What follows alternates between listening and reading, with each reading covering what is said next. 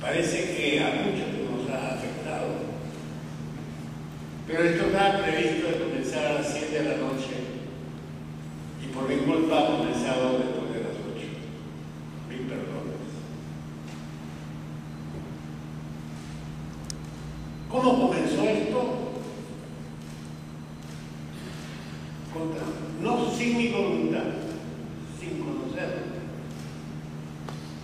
Una persona muy brillante y al mismo tiempo impulsora, Marta Hildebrand, sin saberlo yo y teniendo a su cargo la responsabilidad del fondo editorial que el Parlamento tiene para editar obras, decidió por sí y ante sí sacar algo sobre mí reuniendo piezas sueltas en diferentes órganos de publicidad o en determinados archivos.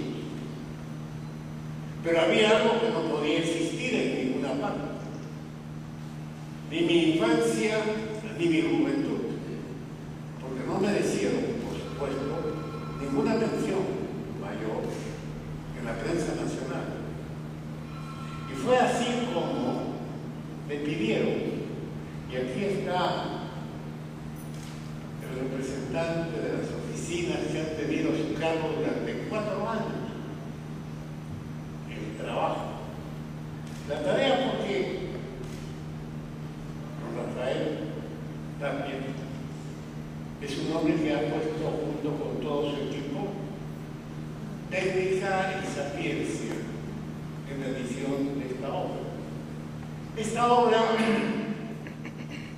no tiene una sola línea escrita para ella por mí.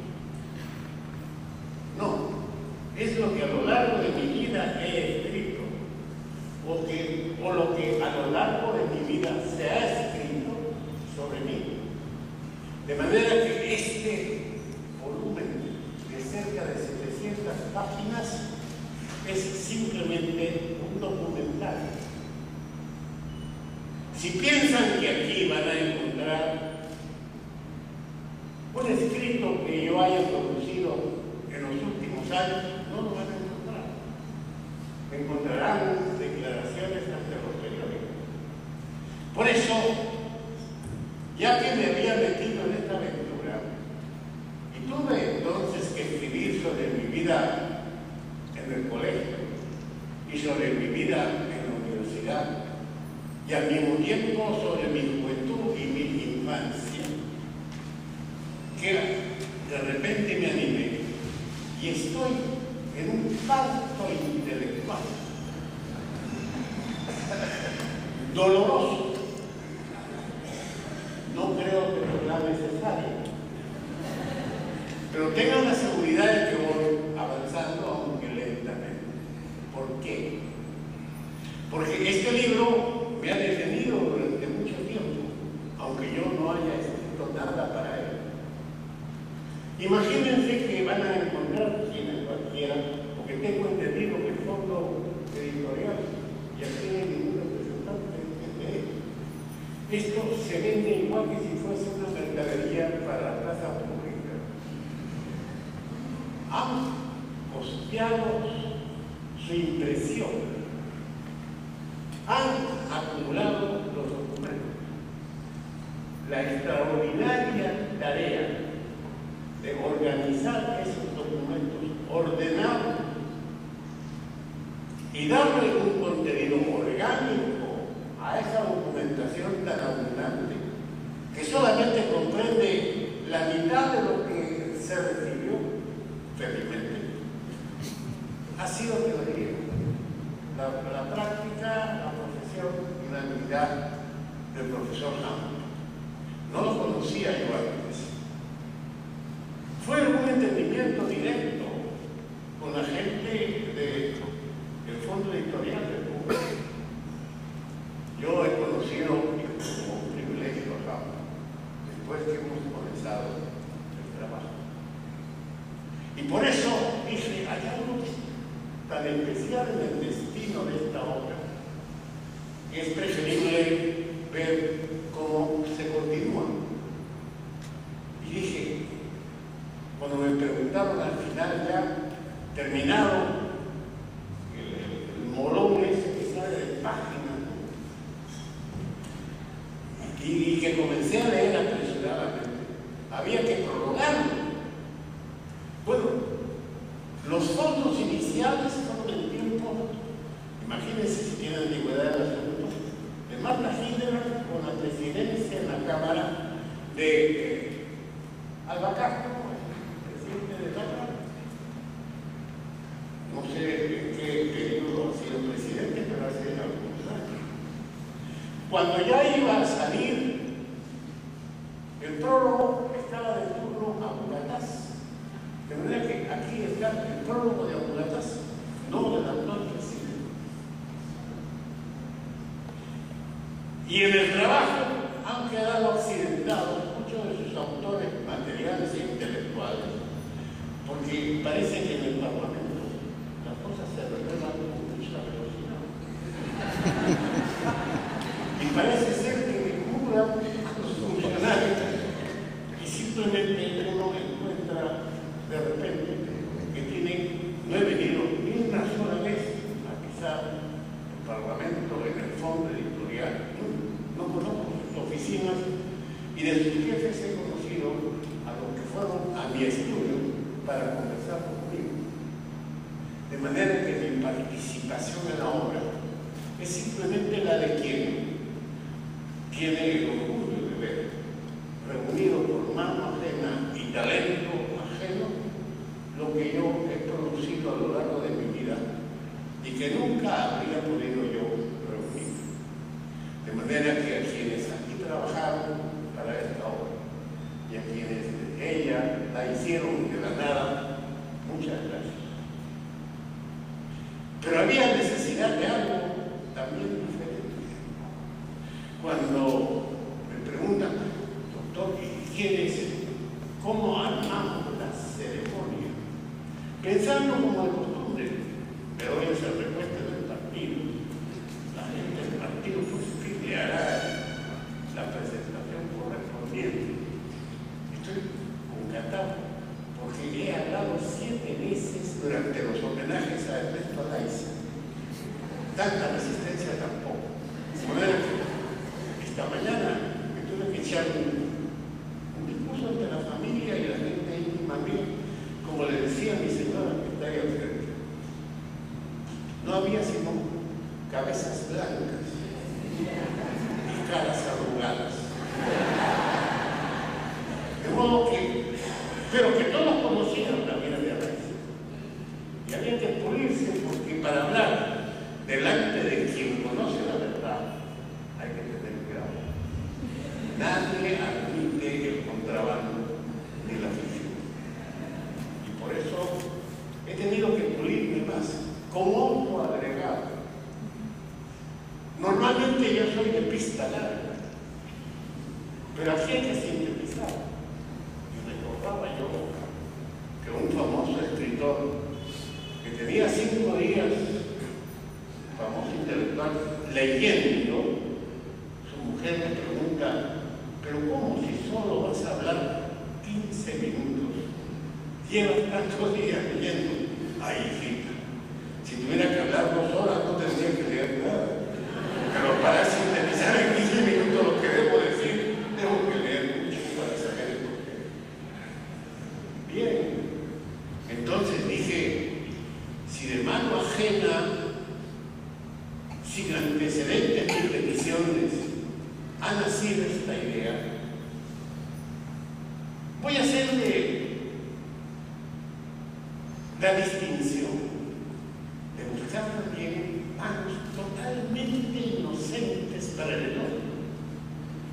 Y no hay mejores manos que las de quienes te conocieron en las tareas que has pedido. Y pensé, primero Arturo, mi cuchillo durante 6 años. ¿Por qué? Éramos amigos, y muy amigos.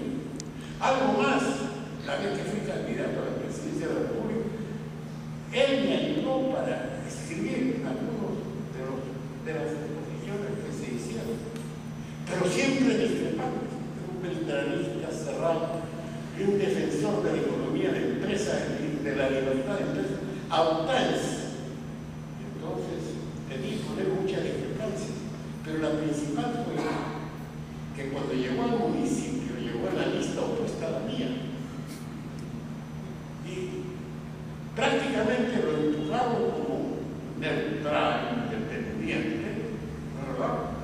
Sin acusación posible de partidarismo y de sectarismo, para que encabezara la oposición cuando de cosas intelectuales se trataba. Felizmente lo designé inspector de teatros y culturas. Espectáculos, no, él dice espectáculos. Y nuestra intimidad vino cuando llegó aquí. ¿Cómo se llama ese bailarín?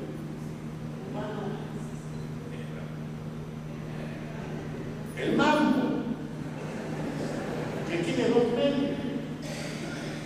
Cuando lo trajo Pérez Prado, con un baile que era evidentemente indecente, y vaya que si Arturo está tan ligado a la rectitud de la fe, que se escandalizó y prohibió que se apareciera en el teatro municipal el salmo cubano que traía un bailecito que no sé qué nombre tan especial le pusieron, pero que era que la dama se iba agachando la cabeza hasta que no le quedaba más descanso que su propio taco de zapato. Y él, por supuesto, se indignó, pero se quedó solo, porque nadie quería darle amparo a la prohibición en el propio consejo. Tuve que sacar mi pecho para imponer la razón, ya no de la fe, sino simplemente de la decencia. Desde ahí ya entramos en una amistad distinta. Nos comenzamos a entender y hemos tenido una amistad sin perjuicio de las discrepancias.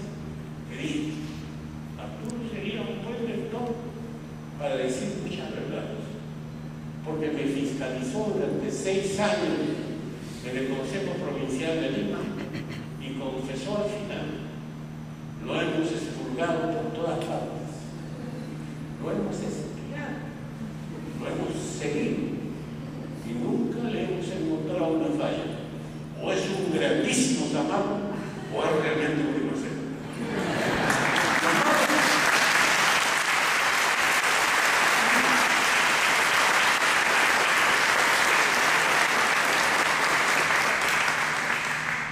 Lo malo está que como extiende esa misma calificación a todas las áreas, creo que en alguna de esas áreas de mi vida le quedan sus dudas.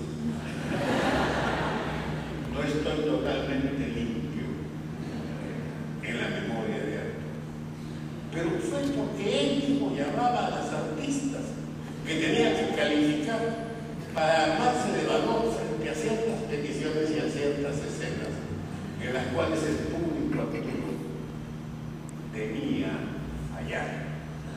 Pero parece ser porque también yo lo miraba a él y decía, como falles también te cae, como tú crees que me va a caer a mí como fallé. A la primera de Bastos te cuento la historia y te la saco desnuda. Y dije, ¿y quién más?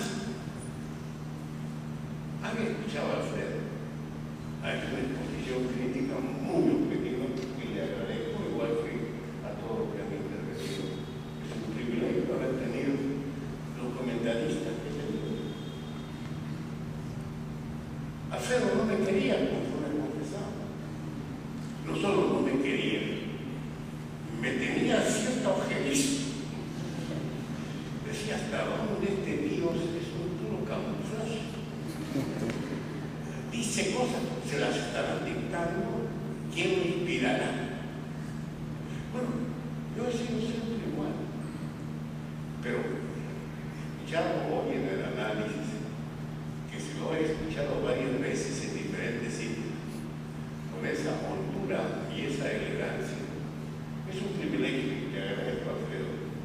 Pero antes de eso ya había escrito, que se había acercado a mí, me había conocido más y había comprobado que algo muy positivo había en mí, y escribió las lindas líneas al final de una semblanza, y no hace muchos años, pero que está también como otras en este libro. No ha omitido ninguno de los elogios más grandes que he tenido, porque aquí están lo mismo, los de hombre viejo, como el colaborador de la prensa en los años de la dictadura militar, que fue sacerdote y que después se casó, pero que era un hombre de primera línea. Se me acaba de borrar el apellido. O sea, allá por los años de la primera dictadura del tiempo, de los años 70,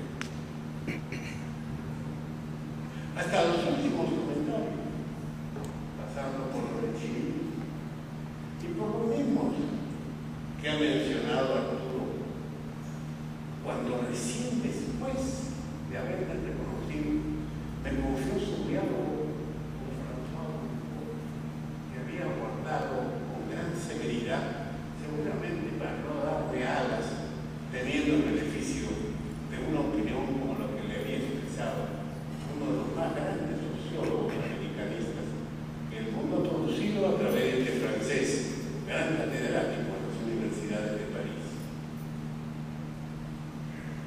En el caso de Alfredo, está limpio y libre de toda sospecha. Cualquier expresión ya nos ha llegado a él, ya en la madurez y a mí en la vejez, un conocimiento más próximo y un recíproco aprecio que nace precisamente de haber tenido distancias y haber producido aproximaciones. Por eso, muchas gracias por la generosidad de esta expresión y ojalá que hayan grabado, igual que las otras intervenciones, para poder conocer cuál. Como me cogieron en la necesidad de escribir sobre mi infancia y mi juventud, tuve la suerte de que me la estaban pidiendo cuando había cumplido 80 años. Y me vino una petición de mis condiscípulos de la Asociación Guadalupana para que escribiera sobre Guadalupe. Pero simultáneamente me había venido también una especie de curiosidad de la Universidad de San Marcos, que había nacido desde mucho tiempo atrás, cuando uno de mis condiscípulos de la izquierda se puso a averiguar la biografía de las grandes figuras políticas que habían pasado por acá. Y según me contaron en la Secretaría de la Facultad de Letras, después de hacer sus investigaciones, cesó en su inquietud, porque se había encontrado con el desgraciado de Bedoya, que tenía las más altas notas, las mejores menciones honrosas, y que se esperaba la intranquilidad de los políticos clásicos, cuya carrera política universitaria estaba más en el partido y en la causa que en los estudios y en la profesión. Yo me dediqué mucho a la profesión, sin pérdida de mis impaciencias ideológicas, y por eso seguramente saqué nuestro nombre. Sin embargo, hubo algo que me movió mucho. Bueno, ¿y de dónde nos viene esto? De sentir no que uno está predestinado, lo cual es una ridiculez, pero que tiene algo de qué responder. Y entonces, y lo he confirmado al estudiar biografías ajenas, hay un primer impulso que uno no sabe, pero que viene de los genes, Hay una especie de sello extraño en el impulso de la sangre, seleccionando en quienes menos imaginan habilidades, inclinaciones y vocaciones que están adormecidas en uno, pero que a la primera aparecen. En algo hay de esto lo que alguien ha estudiado como la herencia cronológica. Cuando gente muy formal, especialmente los varones, a la edad de los 45 comienza una quiebra que termina en crisis a los 50. Piensan que la vida va a terminar y la presencia también. Y entonces comienzan a cometer disparates. Pero una vez que se investiga, resulta que su papá siguió la misma línea. Y a esto se le llamó candorosamente la herencia cronológica. Los males aparecen cuando ya la vida está muy avanzada y saltan cuando los hombres cumplen entre 45 y 50 años. Entonces, dije, bueno, bien, tienes una influencia genética, pero la formación real, aquello que da carácter e imprime personalidad que lenta pero firmemente se desarrolla, no tiene sino dos convergentes: el hogar y la escuela. Y es allí donde se forja la personalidad.